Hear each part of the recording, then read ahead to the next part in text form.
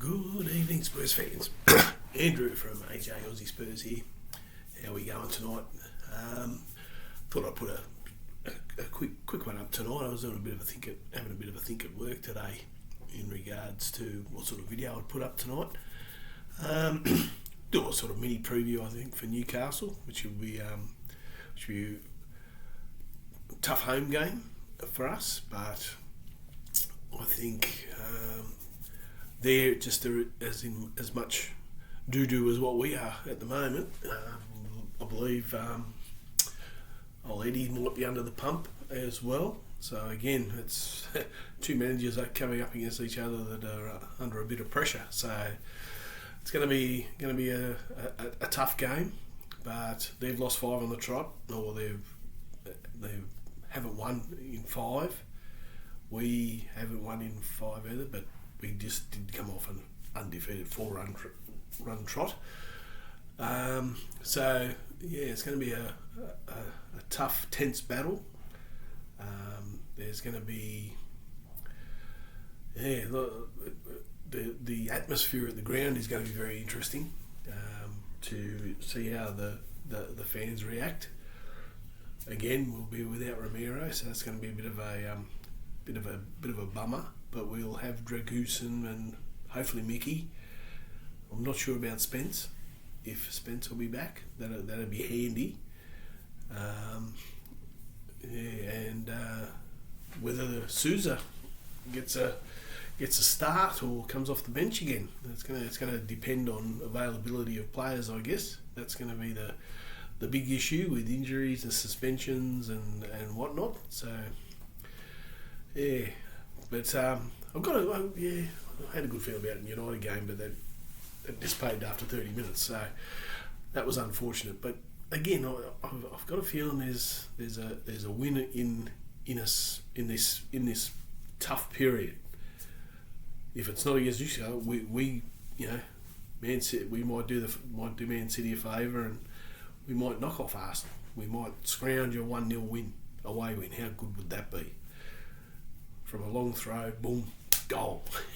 that would top it off. That would be the ultimate. That or a corner. Score 1-0 win from a corner. That would be the ultimate goal. The ultimate embarrassment for them, wouldn't it?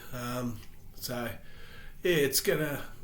I think 4.45, probably 5 points. Looking at the run-in of the other teams around us, quite tough. As I think I read, saw on, I think it was Sarah's channel.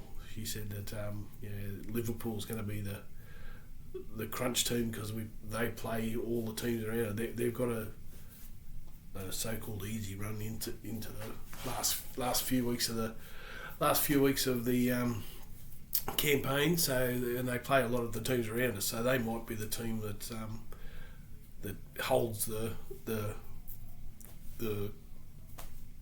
final 3 balance in their hands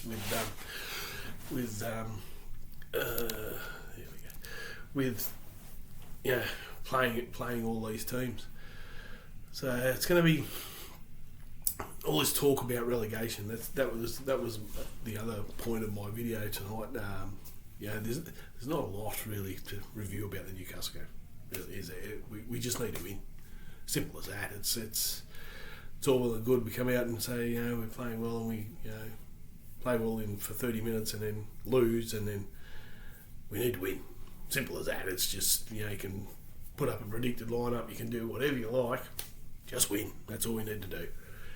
So the things that I was thinking about at work today, because the famous lunches that have been going on for the last few weeks, whether they still go on, I don't know.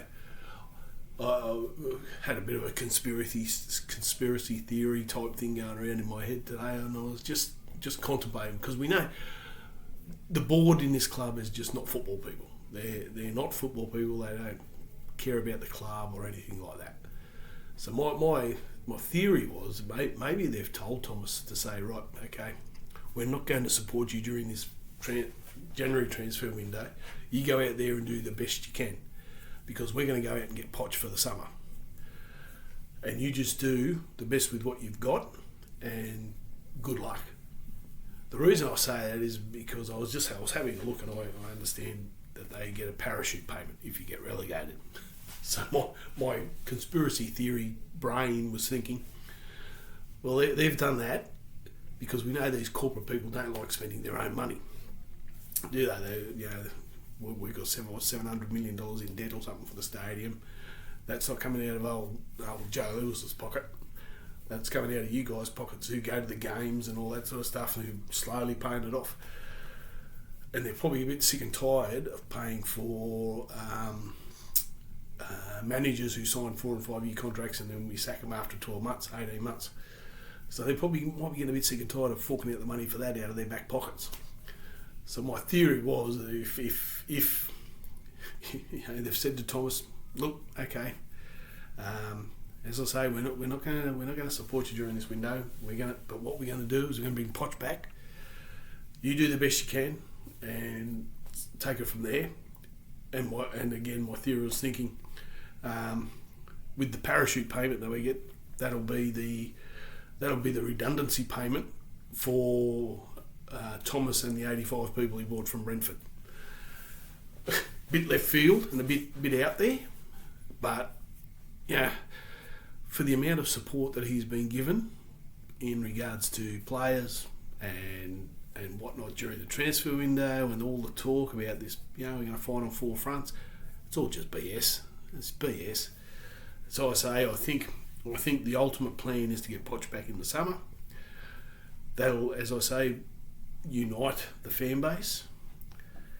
The only drama is we could be a united fan base in the championship, and that's the scary part. As I say, I don't think we will. I don't think we'll go down. I think they'll have to fork out the money anyway and pay Thomas for his bloody redundancy.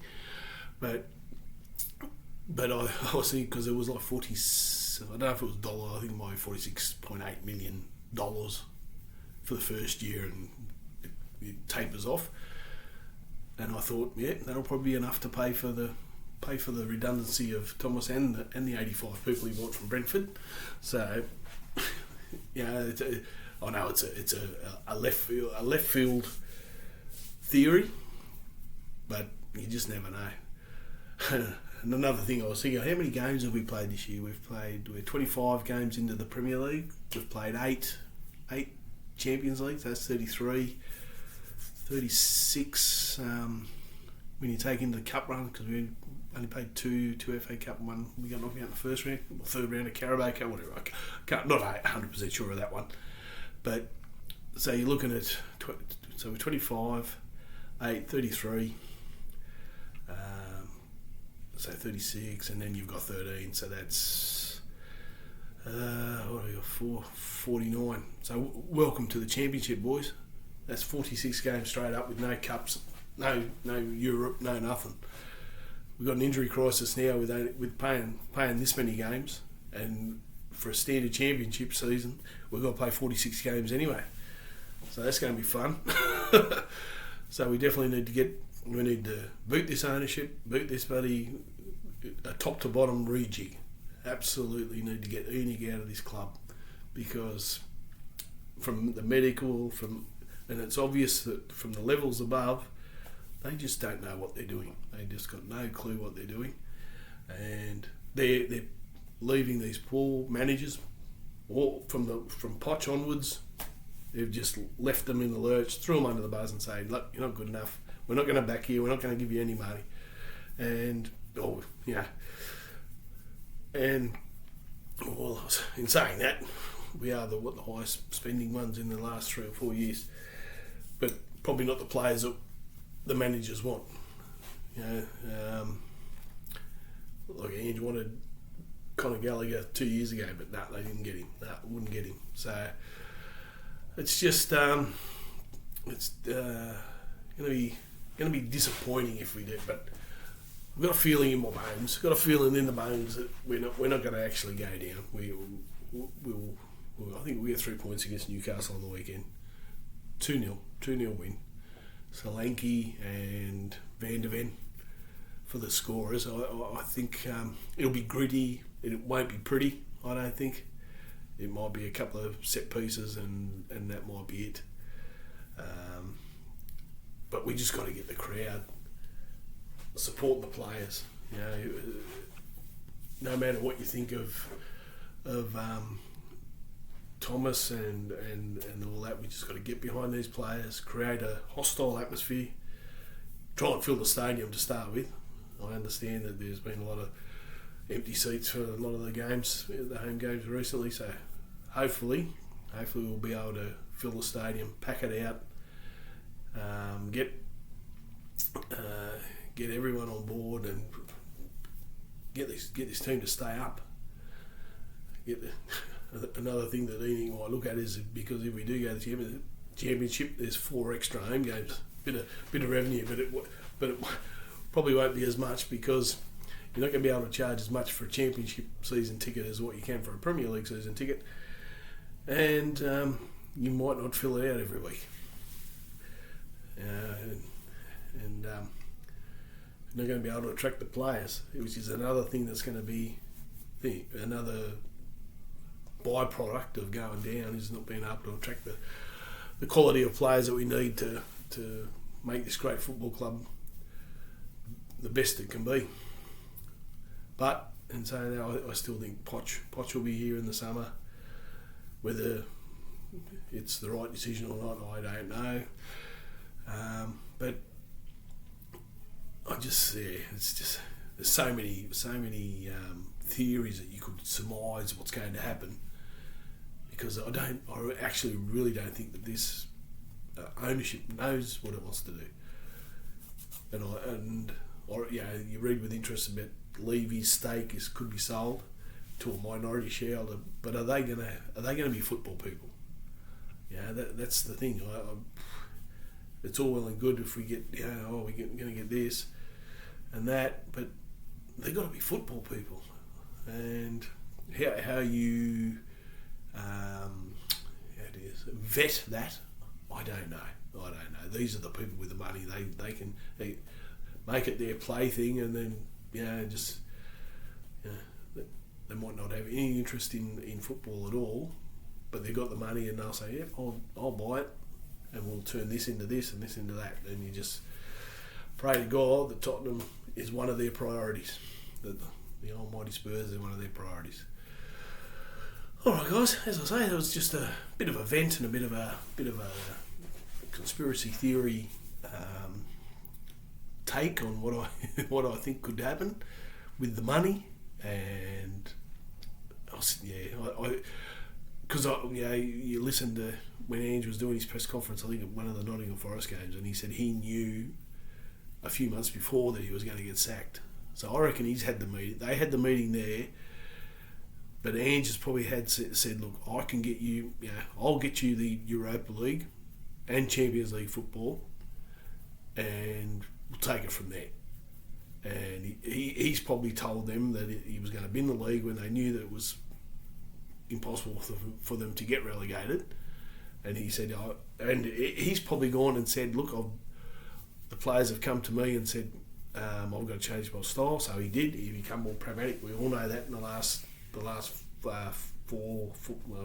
few games of the Europa League and the Europa League final, which was terrible. But I think Ange might have misjudged the feel within the club at the end there. I think he was of the feeling, whether it's true or not, I've got no clue, but whether he thought with the parade and the 250,000 people that they may have had a change of heart and he might have got season 3. But they just, and that's why I wonder if that's why it took them the 2 weeks after the parade for them to sack him. They didn't sack him straight away. Maybe they were having discussions about giving him a 3rd season, but it's all in the buy, and we'll see what happens with Thomas. Again, he can't be blamed for that game last on the weekend. That was unfortunately on Christian Rivera, because we were in the game for 30 minutes and it was a rash challenge. But so be it, and that's the way the cookie crumbles. So Look forward to, I think it's Wednesday morning out here, 5:30. I'll get to see the first half, which would be great. And hopefully 2-0 to the Spurs. And onwards and upwards.